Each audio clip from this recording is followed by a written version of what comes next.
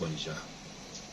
Kamar yadda kowa yake ji, har ma aka samu wani bidiyo jiya wanda aka saki yana yawo na wani dan uwa.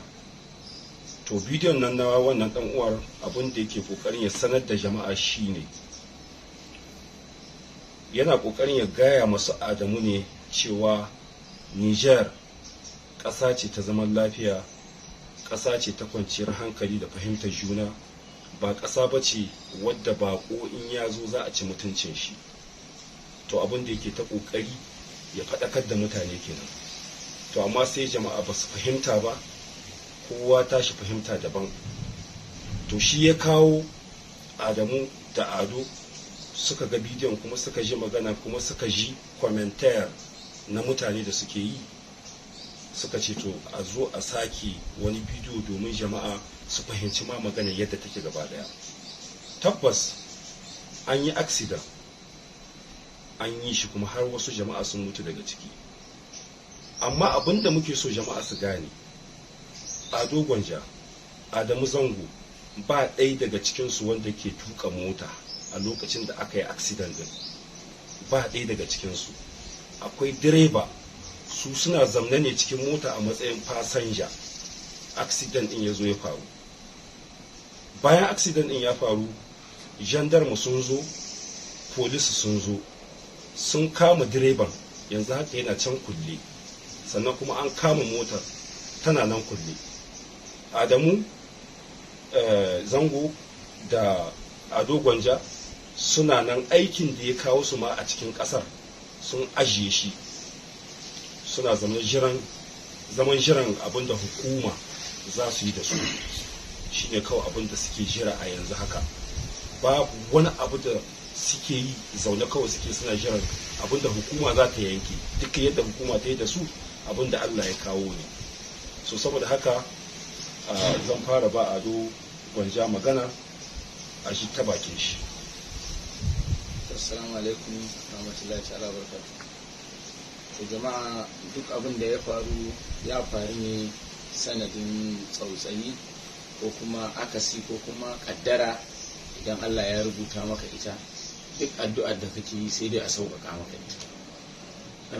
Wannan amarin da ya faru, muna fatan Ubangiji Allah ya ji kan waɗanda suka rasu, Ubangiji Allah ya bawa ƙasar Nijar haƙuri da danganar ɗaukar jin zafin abin da ya faru, sannan kuma ya sa mutane su gane cewa ba wanda zai yi wani abu irin wannan da gangan, a yafewa ainihin shi direban mu da yake tuka mu ya ɗauko mu, a yafe masa cewar ba zai yi da gangan ba. Mu kuma muna nan tare da 'yan ƙasa kuma a cikin ƙasa, sai mun ga yadda hukunci ya kaya, aka bawa mai haƙƙi haƙƙinsa. To ina bawa family nan haƙuri, sannan kuma ina bawa garin Margubeni haƙuri, ina kuma taya kowa da kowa alhini da abin da ya faru. Masha Allah, Adamu Zango. To kamar yadda yan uwana suka faɗa, ni ba zan faɗa ba wani ne zai ja lokaci ba. Wannan abin da ya faru, mu ma Allah ne ya tsallakar da mu. Da duka za a yi ragas ko in ce mutuwar kasko, da mu da waɗanda suka rasu, da mu da muke mutan duk da mu bar duniya. Amma Allah ya tsallakar da mu saboda kaddarar mu ba a gurin ne ran mu zai fita ba. Sannan babu dalilin da za a ce idan za mu iya mai da wannan abin kare faru, in a hannun mu yake za mu mayar. Saboda tun daga Kano da muka taso ba mu bige ko kaza ba, har sai da muka zo wannan gurin, kilomita kaɗan zuwa inda za mu je, kusan tafiyar awa 10. Mun tashi karfe 2 daga Kano, a titi muka kwana har zuwa safiya, amma abin bai faru ba sai a wannan gurin. Saboda haka kaddara ce ta faru, kuma kamar yadda ya faɗa, mu kusan mu gabaki ɗaya ma motan bacci muke yi. Babu wanda zai iya faɗan ga abin da ya faru sai shi direban da yake tuka wannan motar. Amma duk da haka muna yi wa al'ummar Nijar baki daya, da su familin da wannan abin ya faru da su, da kuma wannan garin Margubeni ko duka Ubangiji Allah ya sa Allah ya ji kansu, Allah ya gafarta musu, ita kuma wadda ba ta da lafiya Allah ya ba ta lafiya. Amma a fahimce mu cewa babu dalilin da za mu zo muna yin wani abu wanda zai nuna cewa kamar murna muke ko farin ciki da wannan abin da ya faru. Dan adam ne, ajizi ne, kowa wani abin zai iya faruwa da shi, saboda an yi abin nan ya ɗan yi kwanaki, so akwai ajizanci da dan adam. Duk kamata yi mu zauna kawai mu zauna guri ɗaya mai tagumi, so amma dan adam ne, babu yadda muka iya. Haka idan wannan bidiyon da mutane suka gani ya jawo wani cece kuje a duniya, to a gafarce mu, ba mun yi shi bane kawai dan mu musguna wani ko mu nuna cewa mun isa, ko kuma waɗanda suke dokan take hannunsu sun fi karfin su hukunta mu fasinja ne, direba yana hannu ba sake shi ba, mota tana hannu ba sake ta ba, dukkan mu an ɗauki shaidar mu na me ya faru, kuma kowa ya bada abin da ya sani. Da haka jama'a su fahimci cewa ni da Ado ba mu muke tuka motar nan ba. Mun gode.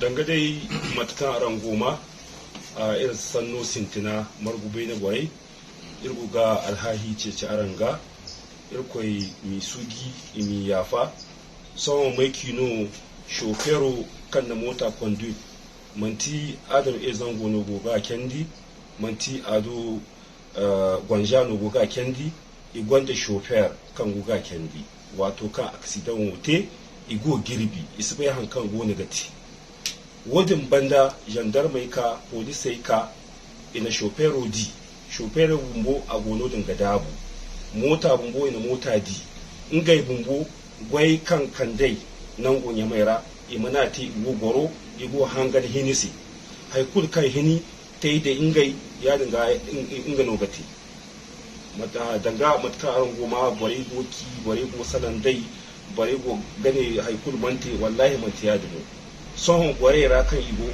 hawo hini gwarera ne igo isinda hujja i mutunu koi ne da ne kala in baina kibo koi na kul kibo koi ya maira igo gi sibo ya dinga shofero bumbo gono dinga dabu mota bumbo ne ya dinga irgo ceci alhahi yaran bare kul Niger bare me ame irgo alhahi ceci margu be da bare hayo ba kwai ne irko mi sugi ni yafa. Assalamu alaikum wa rahmatullahi wa barakatuh.